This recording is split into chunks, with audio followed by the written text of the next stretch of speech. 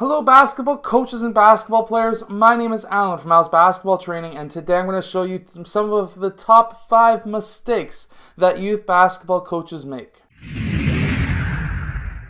So hello everyone, my name is Alan from Al's Basketball Training, and on this channel I usually show you basketball plays, drills, and skills. So if you like that stuff, hit that like button and subscribe. Usually, however, on Tuesdays and Thursdays, I do individual skills for basketball players. So if you have a basketball player who just needs to learn the basketball game a little bit better, well, Tuesdays and Thursdays, send them those videos and they'll get better. But anyways, today I'm going to show you some of the top 5 mistakes that basketball coaches make. And now, it doesn't matter how many years you've been coaching, there are still some big mistakes that some coaches make. I've seen coaches who have been coaching for 25 years, and they're still making some basic mistakes, or at least what I classify a basic mistake. So, mistake number 1, planning with parents. So, the communication as a youth basketball coach is critical. Communicating to parents for, first of all, when games are, when tournaments are, when practices are, things like that. If all the rides are there, if any kids are going to be missing because they don't have a ride, that kind of thing, that's very important. But also, that's just not always just the only thing that you need to communicate with your parents. So we've all had those parents on the team where they're like, my kid's not playing. Why is my kid not playing? My kid's the best kid on the team. But he's like 12th man off the bench, but he's the best kid on the team. So there's a few things that you need to do to be able to navigate that situation. For first of all, I always go up to every single parent and say, look, this is what your kid's going to be doing on this team. If you don't like it, this is obviously before they pay to be on the team, and this is obviously the first meeting. I always say, this is, to start the season, the role your kid's going to be taking.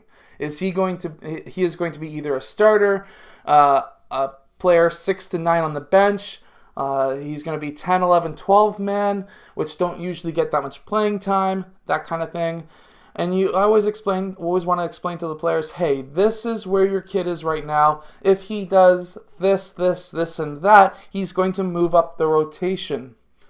Now, at the middle group, where it's like 6th man to 9th man, or even 6th to 10th man, depending on how your rotations work, I always say, look, this is where your kid's at currently. If he does this, and that, he can go into the starting lineup. If he doesn't, or if he gets worse, or if he does this, and that, he may move down to the lower ranks.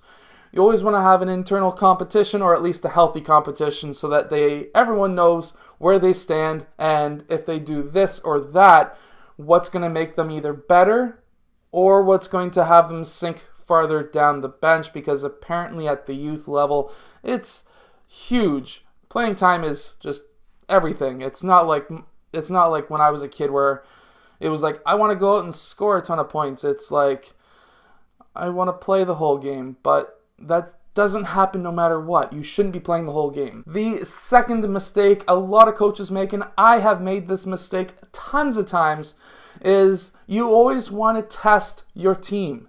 So usually how I used to do it was, like, the first tournament of the year, we'd go into like the 2 ranks higher. Like if we were single A, we'd go into a triple A tournament and see how we do. Now, that sometimes works. I have my first time ever being a head coach. I took a single A team into a triple A tournament because we had players who were the right height, but maybe not skill-wise, but we had some guards who were just amazing. We have some centers who just were tall. And I thought, hey, we could make some waves in this level and see what happens. Well, we did okay, but it pissed off a lot of parents and players. For one, we were sticking, for the first tournament of the year, we were sticking to a 7 or 8 man rotation, which is probably what you shouldn't do in your first tournament. And we did eventually get into the actual playoff round, even though that was more luck than anything. We did make it into the final 4 teams for the playoff round, and we ended up 4th in that tournament. So we didn't do too bad, but we got lucky. And we were sticking to a 7 or 8 man rotation, And that's just not great to do, especially in your first tournament.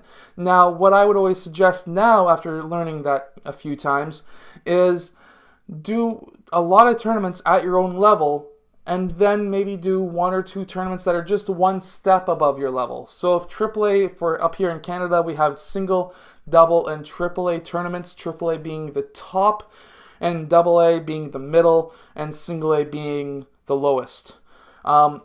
I wouldn't say being a single A team going into a AAA tournament. I would say maybe a single A going into a AA tournament, just to see if you can stack up against those kind of players and those kinds of teams, and then go from there. If you're still killing it at that level, maybe try the AAA. But again, make sure to always play at your level. Don't go in and destroy another team. If you're like a AAA team going into a single A tournament, that's not a lot of fun for anybody. I've been on teams where I was in the Hamilton Wildcats and we played against the Burlington Panthers basketball tournament, and we were a AAA team. That was a single A tournament, and we whooped everyone by like 80 points. That was a ton of that was a confidence booster for us. But for those other teams that didn't, they weren't having a lot of fun.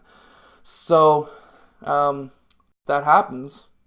I'm sorry, everyone back then. We destroyed you. But again, not a lot of fun for either age, because the only thing that AAA team is going to be getting out of that is a confidence booster, because they're whooping teams by 80, but they're not having a lot of fun because, well, it's not very challenging when you're whooping a team by 80 points. It's just not.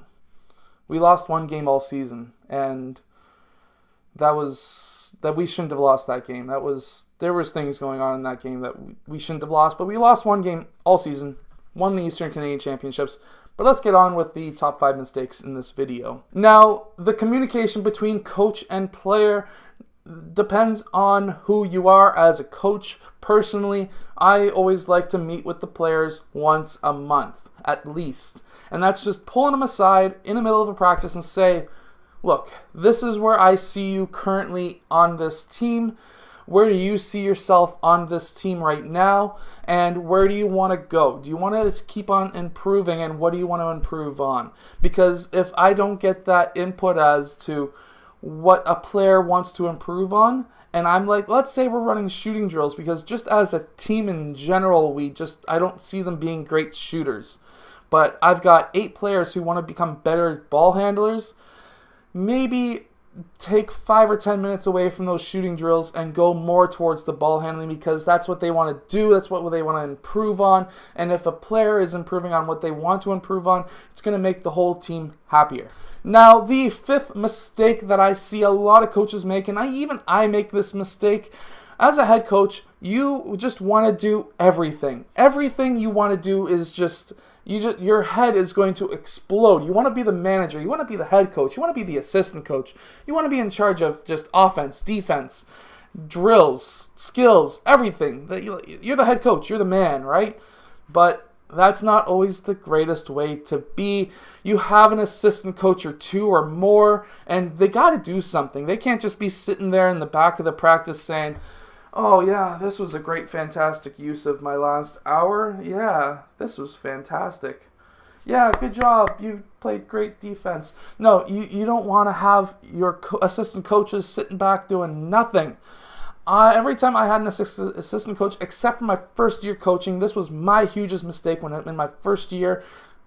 We just didn't get along. The assistant coach and me we did not get together. Maybe it was the fact that he was 40 something and I was like 19. That might have been something there, but you got to give your assistant coaches a job. He never had a job. I never gave him anything to do. He just kind of sat there and watched his kid play basketball. And yeah, people don't like that. You got to give them a purpose. And so what I always like to do, I'm a defensive guy myself and I'm an offensive guy. That is my thing. I like the strategy behind coaching. I also like running drills. However, the one thing I hate doing is player rotation. Even when I play NBA 2K18 or 2K19 or whatever else comes out in the future, I hate player rotation. I just set the computer to auto. And if you like the strategy and, like me, the strategy and the drills and the skills and get those players playing at their best, then the other job that you could have to do is to have the assistant coach. He can be the one who says the player rotations. Now, this may or may not work. If his kid is the worst on the team and he's starting him, there's an issue. But if he is there and he is going to say, I am going to do what's good for the team, then you could say, hey, do the player rotations. When I was an assistant coach out in Oakville, my first year coaching out in Oakville, I was the defensive guy, and the other coach, and I was the defensive guy and the practice guy, and then the other assistant coach, he was the player rotations. The head coach was the offensive strategy, and that was his thing. And our other assistant coach was the player rotations, and he took that really seriously. Now, his kid was on the team, and his kid was a starter, but there was a good reason for that. His kid was probably the best shooter he was the best shooter on the team.